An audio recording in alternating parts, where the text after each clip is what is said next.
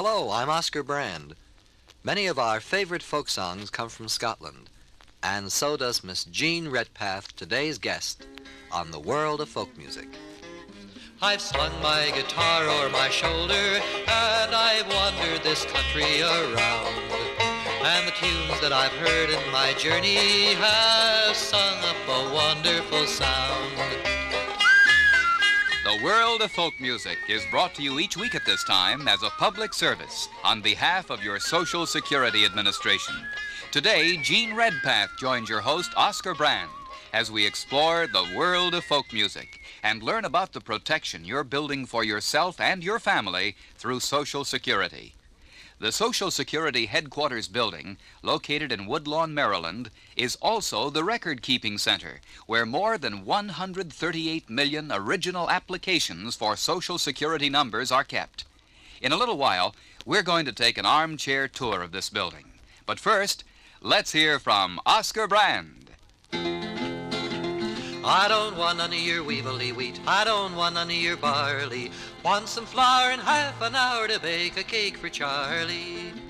Oh, Charlie, he's a fine young man, and Charlie, he's a dandy. He loves to hug and kiss the girls and feed 'em on sugar candy. The higher up in the cherry tree, the sweeter grows the cherry.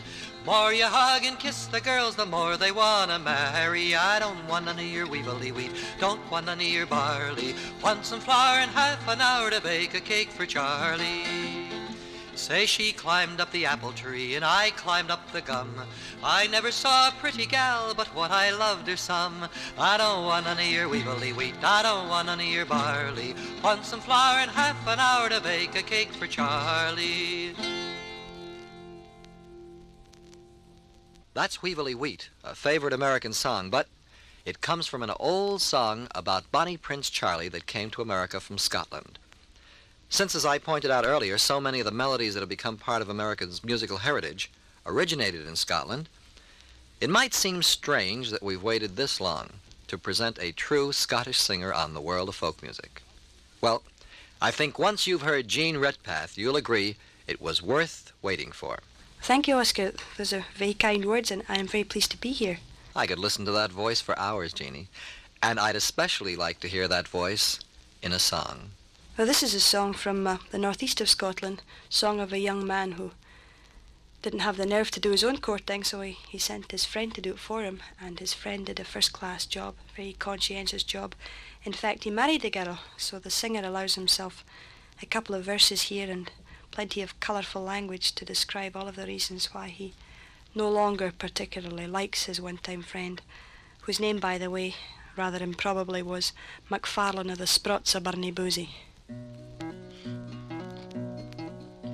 Afore the tide be tearing is as I this while been, I'd rather walk for hit than purse with peas and bent machine. I'd rather die for want of breath and pine for want of love, and it's all because MacFarlane married Susie.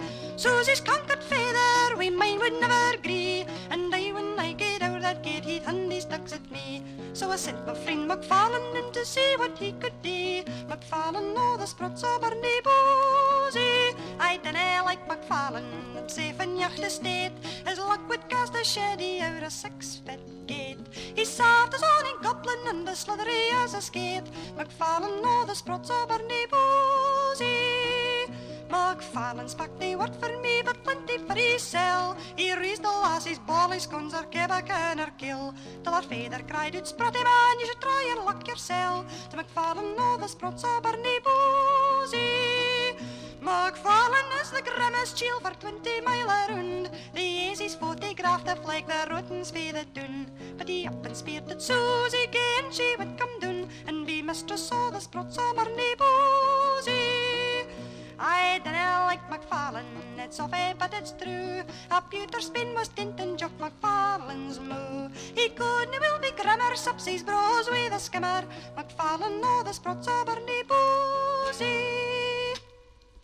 And that was MacFarlane of the Sprots of Burnyboozy, sung for you by Jeannie Redpath. Now, let's take time out from our tour of the world of folk music for a tour of the Social Security headquarters in Woodlawn, Maryland. Our tour guides are Roy Swift and Wallace Kendall. of the Bureau of Old Age and Survivors Insurance. Well, gentlemen, where do we start? In the lobby of the building.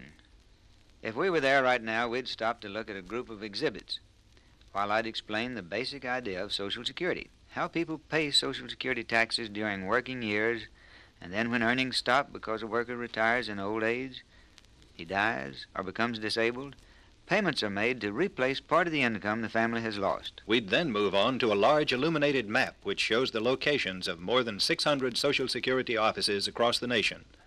From here, we'd travel on to the section where more than 138 million original applications for Social Security numbers are kept in numerical order. 138 million. I shudder to think of how many John Smiths you have on file. These duplications must make life difficult for your record keepers. It's not too bad, Oscar. You see, every person who holds a Social Security card has an individual number assigned to him. No two of them are the same. And you keep this same account number all your life. That makes our job of keeping each account separately a whole lot easier. And that's the first step in ensuring that your records are kept accurately. I know that account numbers are used to keep individual records straight, but what do you put into these records? And how is this information entered? Oh, that's our next stop. The highly efficient, largely automated record-keeping operation. Reports of earnings come in from employers and self-employed people. We get about 270 million of those items a year. This information is put onto magnetic tape, fed into giant electronic computers to be combined with information already stored. And what finally emerges is a current consolidated picture of each account, ready to be used when a claim for benefits is received. Sounds like an amazing operation. Tell me, gentlemen, how can people make sure that their records are correct? Just go to your nearest Social Security office and ask for assistance in checking your records. Someone there will be glad to help. Well, thank you, Roy Swift and Wallace Kendall. And we hope that you listeners can get a chance to make this tour in person. We're sure you'll enjoy it. Back now to Bonnie Scotland and to Bonnie Jean Redpath. Well, actually, this one isn't going all the way back to Bonnie, Scotland. This particular version was collected in Somerset in the south of England, but it's a theme that's as popular in Scottish folk song as it is on this side of the Atlantic, and it's called Love is Teasin'. I wish, though I wish in vain, I wish I was a maid again, but a maid again I will never be, till apples grow on an orange tree. For love is teasing and love is pleasing, like a jewel when first it's new. But as it grows older, love grows colder and fades away like the morning dew. When my apron it hung low, my true love would follow through wind and snow. But now that my apron is to my knee,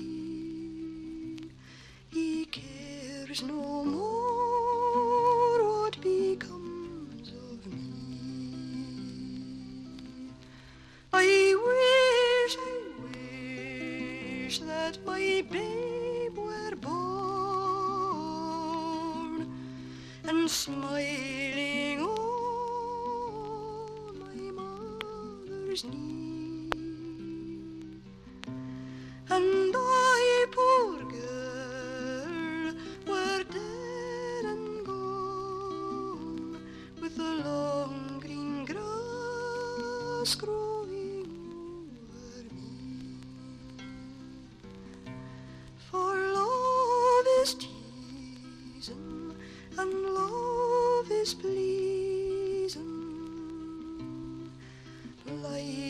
a jewel when first it's new, but as it grows older, love grows colder and fades away like the morning dew.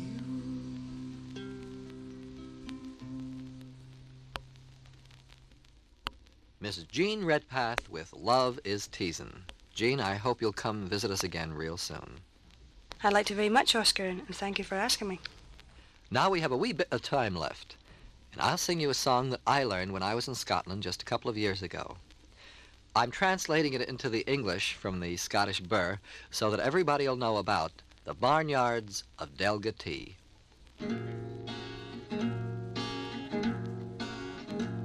As I walked out through Turriff Market, all the lads and girls to see, I fell in with a wealthy farmer from the barnyards of Delgatee.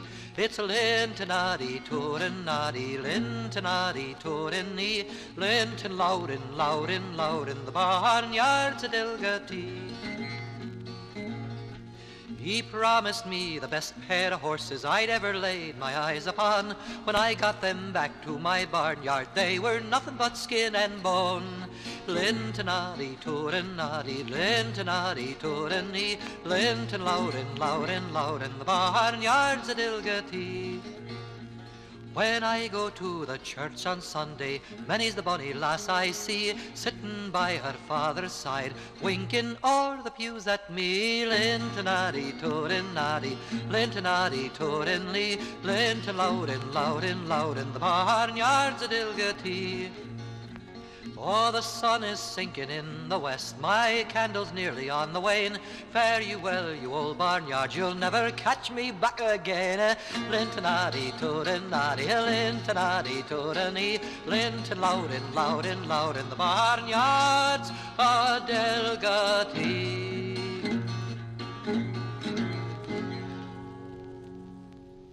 And there you have the barnyards of Delgatee, just north of Aberdeenshire.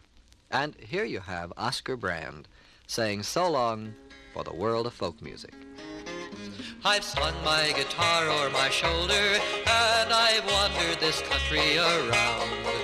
And the tunes that I've heard in my journey have sung up a wonderful sound. The World of Folk Music, starring Oscar Brand, has been presented transcribed by the Bureau of Old Age and Survivors Insurance to acquaint you with the benefits Social Security provides for you.